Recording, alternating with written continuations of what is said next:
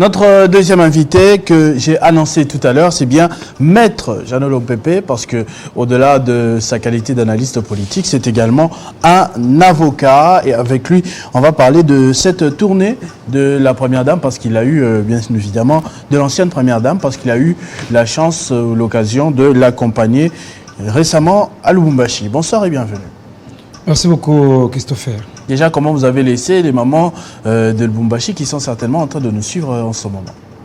Non, mais d'abord, merci beaucoup une fois de plus. Alors, si je voulais donner la team au sport de Lubumbashi, vous savez que Lubumbashi est en ébullition avec maman, la distinguée Marie-Olivier Kabila. Pourquoi? Parce que, comme vous le savez, maman Olivier Kabila est allée clôturer le mois de mars, le mois dédié pour l'honneur de la femme, et surtout beaucoup plus concernant les droits des femmes sur le plan international et particulièrement dans notre pays. Donc nous avons été honorés de pouvoir accompagner Maman Olivier Kabila. Les mamans de Lubumbashi, elles sont bien mais je vous dis, quand nous sommes arrivés, d'abord il fallait voir le fils qui l'accueille à l'endroit de Maman Olivier Kabila.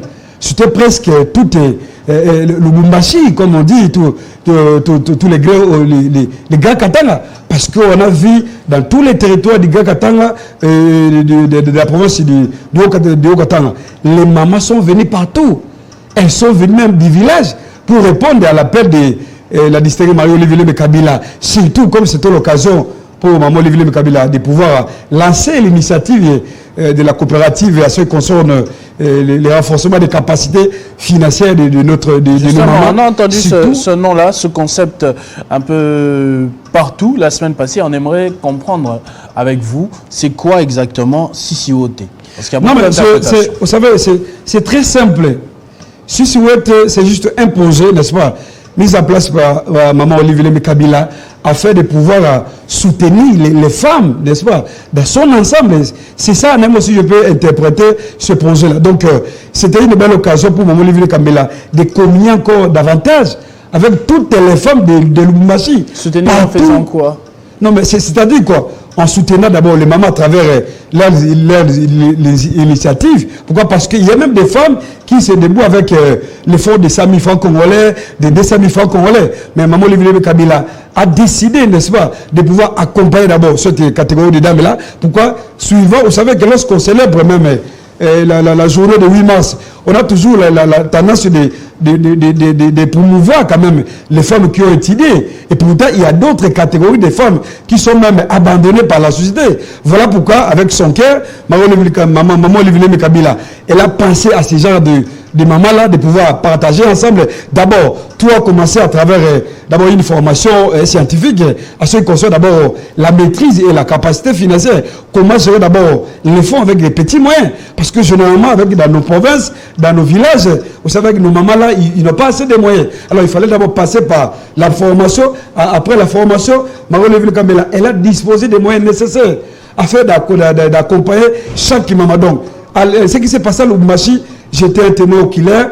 Nous avons vu comment plus de 10 000 mamans, des femmes congolaises, elles sont venues. Chacun a réussi quand même son enveloppe d'aller soutenir quand même son activité commerciale partout où elles sont. Et au-delà de tout ça, ce qui est encore émouvant pour moi, vous savez que lorsque Maman Olivier Kabila, elle a pris la parole, elle a même annoncé à ses invités que non, l'ancien président Joseph Kabila Kabange, lui aussi, il a contribué avec l'auteur de 100 000 $ pour soutenir quand même nos femmes là qui cherchent l'argent, qui se débrouillent, parce que dans notre pays, vous savez, avec tout ce qui se passe, l'économie de notre pays, ce sont les femmes. Donc, Maman Olivier Kabila, elle a passé, au lieu d'organiser des activités de fêtes, généralement, il fallait passer, faire autre chose autrement avec cette dame-là, et que chacun puisse avoir quand même son économie de la famille. Parce qu'au-delà de tout ça, vous savez, aujourd'hui, avec l'autonomisation de la femme, c'est très important. Et Maman Olivier Kabila, elle a pensé à le faire ça parce que, avec ça, je crois que je vous dis, Christopher, dans notre retour, il fallait même voir, n'est-ce pas, l'engouement de toutes les femmes. Elles sont venues soutenir et accompagner même le retour de Maman Olivier Kabila, parce que c'est déjà jamais vu. C'est déjà vu dans notre pays. L'année passée, Maman Olivier a fait ça, c'était, je crois, la province du Lolaba, c'était à Kolosi. Mais cette fois-ci, elle a pensé à partager avec nos mamans. Elle revenait notamment de Goma aussi. Hein. Même oui, mais elle était même à Goma, elle était également même à Bukavu, partout. Et je crois que ce n'est pas encore fini. Dans les jours à venir ici, je crois avec son agenda, Maman Olivier peut se rendre encore dans d'autres provinces, n'est-ce pas, pour aller encore continuer avec ces chantiers-là. Parce que son amour, vous savez, ce que Maman Olivier pense, c'est de voir les femmes congolaises avoir la capacité, n'est-ce pas, de gérer d'abord leur petite économie, avoir la capacité aussi, n'est-ce pas, comment gérer même la famille. Parce que si nos mamans, c'est d'abord avec le peu de moins, je crois que toute la famille est sauvée. Donc c'est comme ça que non, Marie-Olivier Kabila, elle a pensé quand même à le faire ça à travers son ASBEL, qu'on appelle ça l'initiative plus, parce que tout est passé de là. Vous voyez, donc c'était vraiment, comme on dit, toute une fête dans la vie de Lubumbashi, parce qu'il fallait voir même des mamans de 80 ans, de 70 ans, de 60 ans, elles sont venues pour répondre à l'appel. Et ce qui m'a touché encore de voir que non, à Lubumbashi, surtout cette province-là, du Haut-Katanga, tout le monde réclame même Kabila. Oui, donc vous dites que non, aujourd'hui... J'ai une question, avec ça on va aller lentement, c'est que au-delà de la campagne pour soutenir les femmes, on a remarqué que l'ancienne première dame en a profité pour glisser quelques messages politiques notamment. Alors on est un peu perdu, on ne sait pas si elle fait dans l'entrepreneuriat, dans le soutien à l'entrepreneuriat, ou si c'est une campagne précoce. Non, mais il faut d'abord préciser, Jean Christopher, vous savez, ce n'est pas une campagne électorale. Parce qu'aujourd'hui, j'ai toujours dit, le bilan de l'ancien président Joseph Kabila Kabange, c'est d'abord, lui, il a un bilan. On sait comment Kabila a géré ses pays. On sait comment il a laissé ses pays. Donc, il ne s'agit pas de campagne électorale. Il s'agit là, bel et bien de... Ce sont les activités purement philanthropiques. Parce que pour Maman Olivier Kabila, vous savez, d'abord, pour partager, pour poser les actions à caractère philanthropique, il faut d'abord avoir l'amour de son prochain. Et c'est ce qui caractérise même la distinguée Maman Marie-Olivier Kabila. Nous, on a palpé cela parce qu'il n'y a pas campagne électorale. C'était juste des messages réels. Vous voyez un peu, pour répondre à votre question, disant que non, elle a glissé quelqu'un, mais oui, nous sommes dans notre pays. Lorsque Marie-Olivier Kabila dénonce même la tribalisation de ces pouvoirs ici, voire même l'injustice qui caractérise les dirigeants actuels. Pourquoi? Parce que vous savez même, je donne même le cas avec les derniers gouvernements ici. Vous savez, avec ces gouvernements ici, dans la Constitution impose quand même les principes de la représentativité provinciale. Malheureusement, on n'a pas respecté cela. Il y a d'autres provinces qui ne se retrouvent même pas dans ce gouvernement. Et là, c'est une injustice. Vous pouvez parler du Maniema, est-ce que vous êtes originaire de là? Non, mais écoutez, même si nous ne sommes pas originaires de là, mais nous avons l'obligation de préserver la cohésion nationale. C'est ce qui caractérise même la solidarité nationale, l'amour de notre pays. Mais peu importe d'où ils viennent, si les acteurs sont bons, ils peuvent trouver des solutions pour toutes les régions. Non, mais Christophe, vous savez, dans la Constitution, c'est une obligation constitutionnelle. Aujourd'hui, nous avons au moins 26 provinces. Pourquoi pas tenir compte de chaque province? C'est très important. Parce que lorsqu'il y a des isolements, lorsque vous oubliez d'autres provinces, là, ça peut créer même, ça peut, comment on appelle ça, une frustration au sein de l'opinion. Et là, ce n'est pas normal. C'est comme ça que Marie-Olivier Kabila, elle a dénoncé cela publiquement. Non seulement cela, elle a même placé un mot sur l'échec de ces régimes. Parce que nous savons que non, ces régimes ont échoué. Parce que quand nous voyons même Lubumbashi, rien que dans la ville de Lubumbashi, il n'y a pas de réalisation. Il n'y a rien du tout dans cette ville-là. C'est comme ça que nous disons, le moment est venu pour Marie-Olivier Kabila de pouvoir continuer à soutenir quand même les femmes congolaises. Pourquoi? Parce que si elle ne fait pas ça, qui peut encore le faire? Il n'y a pas d'autre. Il n'y a pas quelqu'un d'autre. Vous voyez, moi j'ai vu des mamans de 70 ans. Vous savez, tout le monde est rentré avec son enveloppe pour soutenir son activité. Après avoir reçu une formation, comment gérer, comment te prendre. Donc tout ça, ce sont les activités d'entrepreneuriat. Il n'y a pas de campagne électorale, il n'y a pas de polémique autour de cela. C'est juste l'amour du prochain. Ce qui caractérise même Marie-Olivier Kabila de continuer avec ses activités philanthropiques, parce qu'il n'y a pas autre chose. Au-delà de tout ce qu'elle fait, il n'y a pas des intérêts politiques. Vous voyez, parce que je vois, j'ai vu, il y a même une polémique là, ceux qui pensent que non, comment on appelle ça, que non, Marie-Olivier Kabila prépare déjà la campagne de son mari. Non, pas du tout. Parce que nous le savons que non, Joseph Kabila Kabange, c'est notre candidat. Au moment porté, nous étant que les soldats du FCC, nous allons quand même les porter. Mais pour le moment, nous continuons à faire notre travail en dehors des activités politiques. Donc, ce que Maman Olivier a fait, je crois que non, a un caractère purement social, purement philanthropique, il n'y a pas de dividende politique. Parce que nous le savons que aujourd'hui, au gars Katanga aujourd'hui, c'est d'abord Kabila. Il n'y a pas leader au Katanga qui est en dehors de Kabila. C'est Kabila qui incarne même le vrai leadership au sein du gars Katanga. Moi, je palpé cela. Moi, je suis pas Katangais. Mais j'ai posé des questions. Vous sentez que non, tout le monde même réclame, c'est Kabila. Bon, avant d'arriver à Kabila, qui ne s'est personnellement pas prononcé, je vous ai entendu quand même parler du gouvernement tout à l'heure. En tant que aussi analyste politique, personnalité du FCC, j'aimerais savoir ce que vous avez pensé de ce gouvernement. Est-ce que vous donnez une chance quand même à ce gouvernement pour régler les problèmes de la société ou bien Bokangi Gout? Non mais écoutez, Christophe, vous savez, dans ce gouvernement, on peut espérer absolument rien du tout. Comment voulez-vous que vous demandez au peuple d'espérer? Pourquoi on ne peut espérer? Parce que, écoutez d'abord, avec le gouvernement de Samalokome, le gouvernement Samalokome 1, il y avait quand même des piliers à respecter. Est-ce qu'on a respecté ces 3 piliers-là? Il n'a pas respecté cela. Écoutez, il y avait d'abord les piliers de sécurité. Il fallait d'abord restaurer l'autorité de l'État dans l'ensemble du territoire national. Aujourd'hui, il y a encore des problèmes partout dans nos provinces. Deuxième encore pilier majeur, il y a eu les problèmes sociaux aussi. Il fallait répondre à ces problèmes-là. Malheureusement, on n'a pas répondu à cela. Et troisième élément encore, tout ce qui s'est passé dans ce gouvernement, on avait il y a eu que Samaloko, le Premier ministre, avait prévu beaucoup de choses, n'est-ce pas, dans son gouvernement. Mais aujourd'hui, poser la question même aux Congolais. Vous allez voir que non, il n'y a absolument rien du tout. C'est comme ça que nous disons, avec le deuxième gouvernement BCC, il n'y a rien de spécial. Le peuple congolais peut s'attendre à rien. Pourquoi? Parce qu'il y a des problèmes. Est-ce que vous n'êtes pas un peu sévère quand même? Non, il n'y a pas question de sévère, Christopher. Nous devons dire la vérité à notre peuple. Vous savez, avec ce gouvernement, quand nous voyons quelqu'un comme M. Jean-Pierre Bemba, il est fait peur à la défense. Est-ce que vous savez que Bemba n'est pas porté quoi aujourd'hui? Parce que tout le monde en parle, que Bemba, oui, mais Bemba a des antécédents. Dans ce pays, Bemba portait les armes.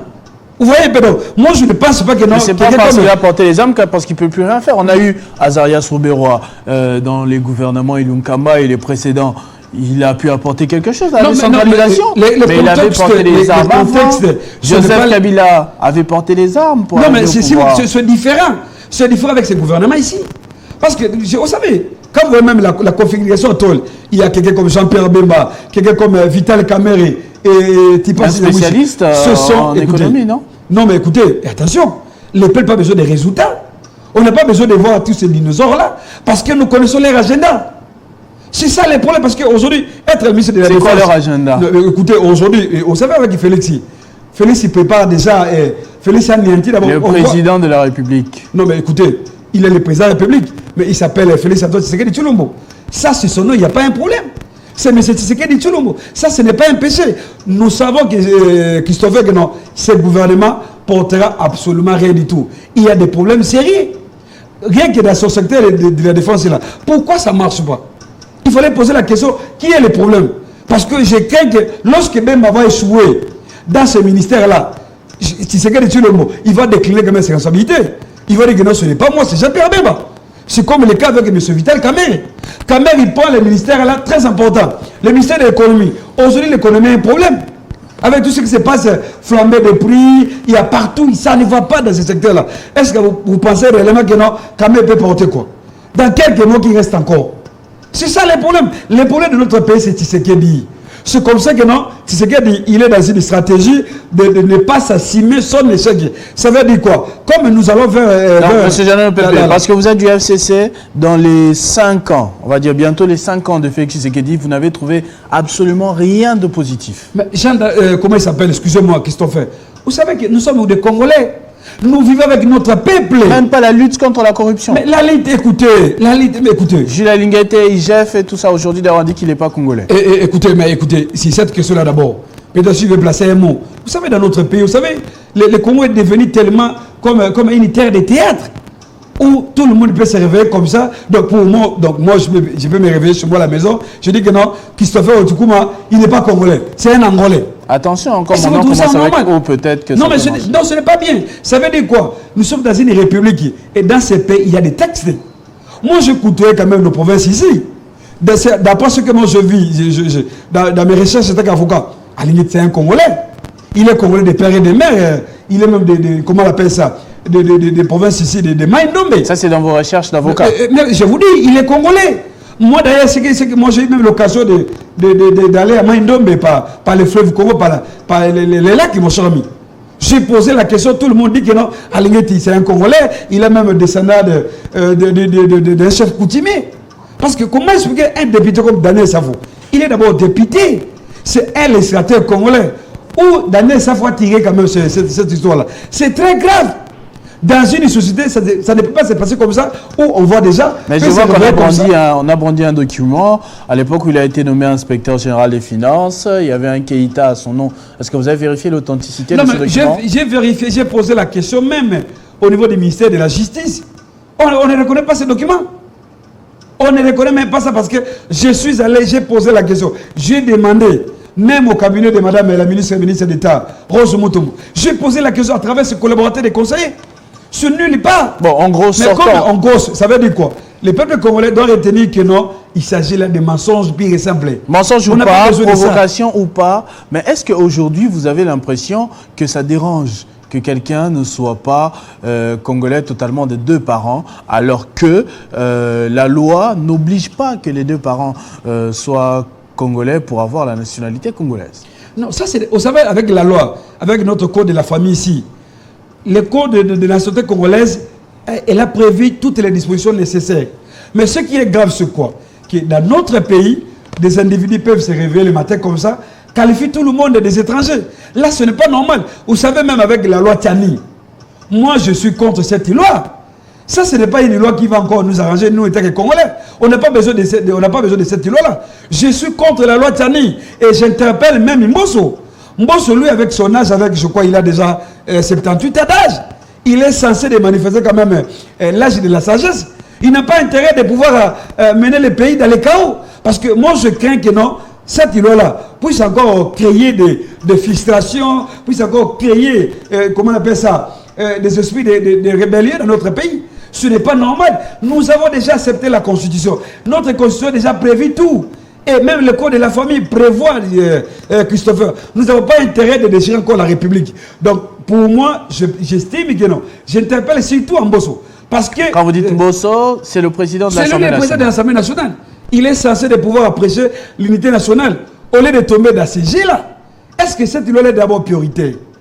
S'ils ont des problèmes à rendre avec Moïse Katumbi, ça c'est leur histoire. Mais nous, étant que Congolais, nous n'avons pas besoin de cette loi-là. Cette loi-là, ça ne nous arrange pas. On n'a pas intérêt à ça. Il y a des Congolais, des pères et des mères dans notre pays ici. Ils ont fait quoi? On vient de faire les remaniements ici. Si nous voulons poser des questions aux ministres sortants ici, ils ont fait quoi comme réalisation? On n'a pas intérêt à ça.